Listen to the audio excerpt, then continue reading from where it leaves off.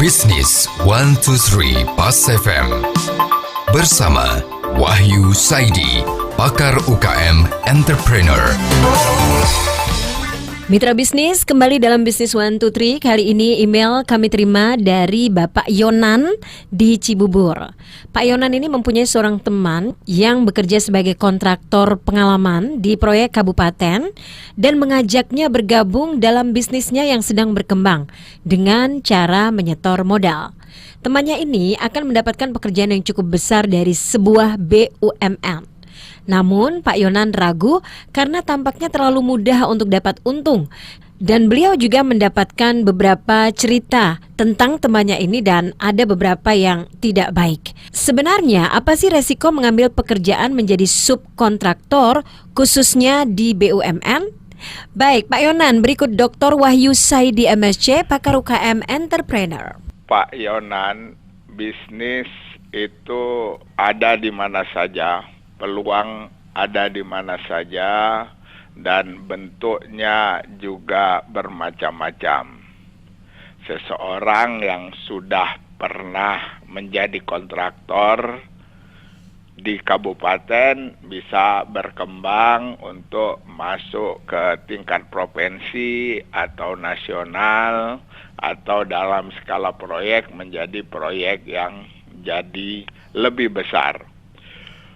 Tetapi dalam bisnis juga harus diperhatikan bahwa untuk berkembang itu sudah pasti ada perubahan dan ada syarat-syarat agar perubahan itu justru bukan menjadi masalah, ya, termasuk perubahan untuk menjadi besar.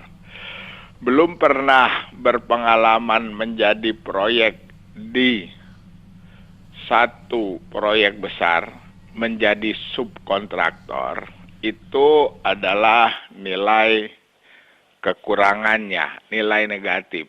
Tetapi keberanian untuk mengambil itu adalah positif.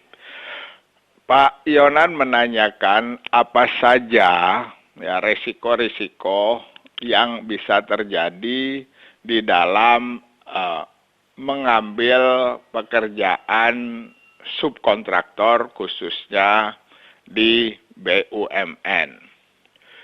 Pertama adalah masalah teknologi dan metode kerja. Nah, biasa misalnya mengerjakan proyek dengan 20 orang, kemudian menjadi 200 orang.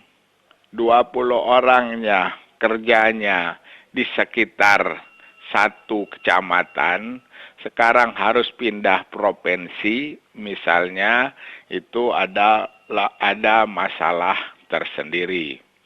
Lalu juga masih dalam ini masalah teknologi. Seberapa kita mengerti pekerjaan yang diambil. Seperti kita ketahui, untuk pekerjaan level tertentu dibutuhkan tenaga ahli bersertifikat untuk pekerjaan itu. Apakah tenaga ahli ini berikut perangkat bawahannya ada? Kalau ada itu sudah bagus. Lalu komitmen terhadap waktu dan mutu. Di proyek kecil, biasanya jangka waktu relatif kendor. Sementara di proyek besar, apalagi kita menjadi subkontraktor, waktunya ketat dan pekerjaan kita ditunggu oleh pekerjaan lanjutan. Seandainya pekerjaan kita tidak selesai, maka keseluruhan proyek bisa tertunda. Dan terakhir adalah masalah keuangan, ya, modal dan jangka waktu pembiayaan. Makin besar proyek, modal dibutuhkan makin besar. Dan ada risiko juga makin besar tagihan, maka jangka waktu tertundanya tagihan bisa bervariasi. Seharusnya 1 bulan bisa sampai 3 bulan, bahkan bisa sampai 12 bulan. Nah, semua yang saya uraikan itu harus diperhatikan dan dipelajari. Ya, satu-satu dipelototin, dianalisis, dicari solusinya. Kalau sebagian besar, ya katakanlah 90% bahwa yang menjadi ketakutan itu bisa diselesaikan, saya sarankan lanjut. Tetapi kalau tidak, lebih baik belajar dulu lagi atau konsentrasi di tempat pekerjaan yang dikerjakan saat ini. Sukses untuk Pak Yonan dari Wahyu Saidi. Demikian Bisnis 123 Pas FM.